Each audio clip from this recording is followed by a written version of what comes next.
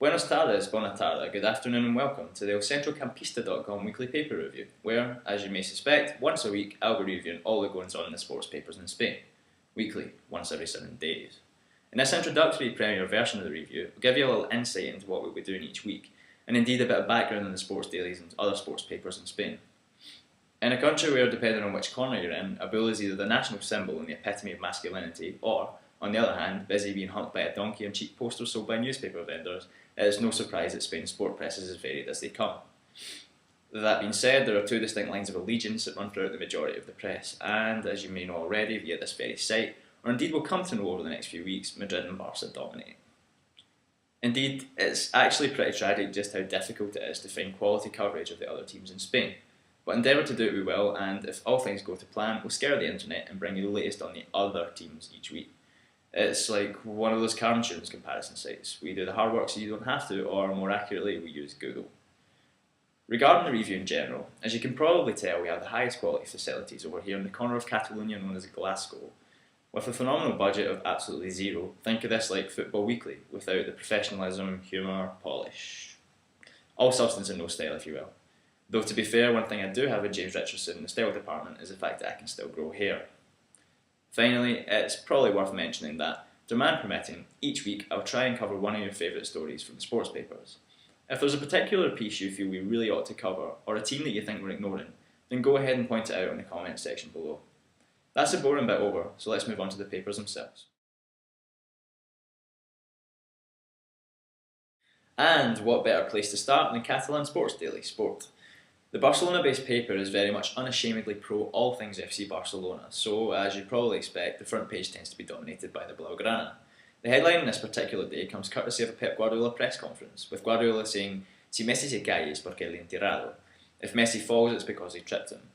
This was in response to the growing cries in the Catalan capital that Barcelona would deny several stonewall penalties this season. I don't know about our readers, but I must say, if you're top of the table and already ahead of your nearest rivals going into the international break, perhaps there isn't much of a need for complaining about referees, but then maybe it's just me.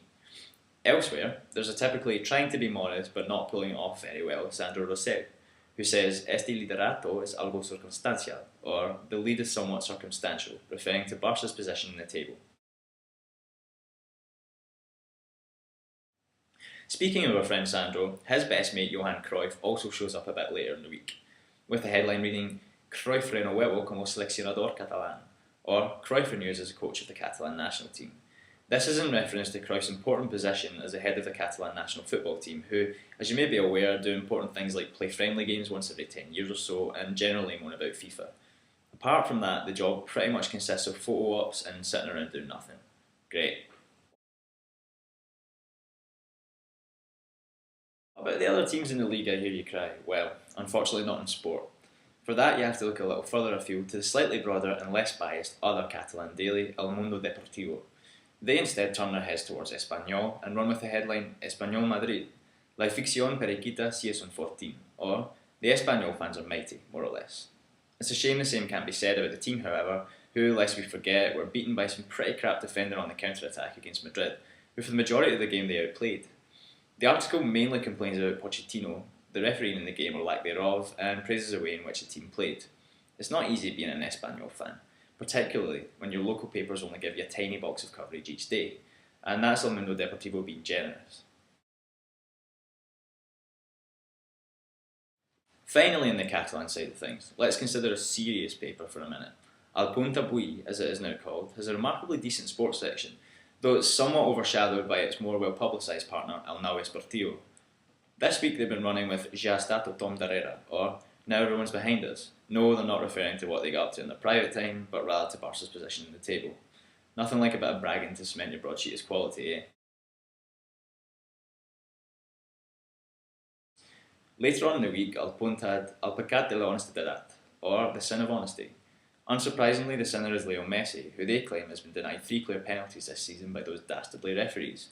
Finally, they also try to diffuse any worries in Catalonia about the growing number of injuries of a particular kind being picked up by the Barca players in training, with the line "Las lesiones entrenan la normalidad," or, more or less, injuries are normal. With all things Barca wrapped up, let's now move on to the no less comical Madrid papers, and my personal favourite, in terms of comedy gold, Marca. Marca is very much pro all things Real Madrid and generally all things Florentino Perez. Highlights include almost single-handedly getting Manuel Pellegrini sacked from the Madrid job because, well, they just didn't like him, and also going surprisingly quiet recently about said Mr. Pellegrini when he started to do well with Malaga this year. Indeed. Gracing the front page is, unsurprisingly, Cristiano Ronaldo's mug, with the line "Batir mi récord de goles, no hay nada imposible," which in English roughly translates to "beat my goal-scoring record, nothing's impossible," except winning a major trophy, of course. Also on the front page, Marca have a quote from Sandro Rosell, saying "Marca está haciendo mucho por mejorar la relación Barça-Madrid," or "Marca is doing a lot to improve the relationship between Barça and Madrid."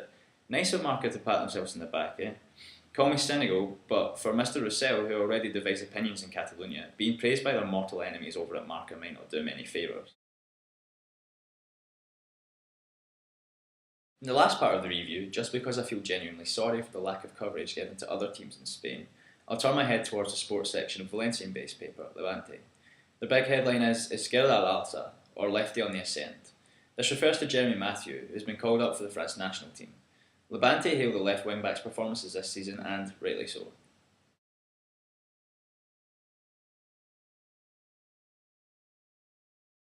For our final paper of the week, let's have a look at Las Provincias, another Valencia-based daily with a decent sports section to boot. The main headline is a rather comical "Ese bunker llamado Paterna," or "That bunker called Paterna."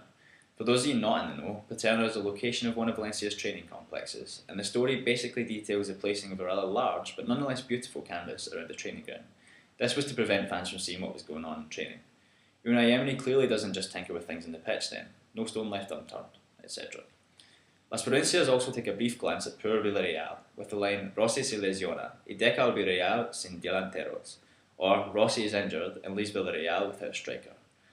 Frightening times over at El Madrigal then, with Giuseppe Rossi added to a list of injured forwards which also includes his counterparts Neilmar and Marco Rumen. Rossi picked up the injury in the training match, though the extent of it is not yet known. You can't help but feel a bit sorry for the Yellow Submarine, and based on their current form, an injury to their best player is the last thing they need. Well, that's all for this week. I hope you enjoyed our first ever paper review as much as I did.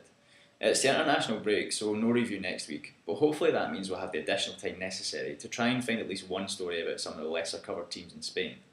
We'll need all the time we can get by the looks of things. Remember to leave your comments at the bottom of the page, particularly if there's a story you'd like us to cover in the future, or indeed a team you think we're missing out on. Until then, fins ara, and thanks for watching.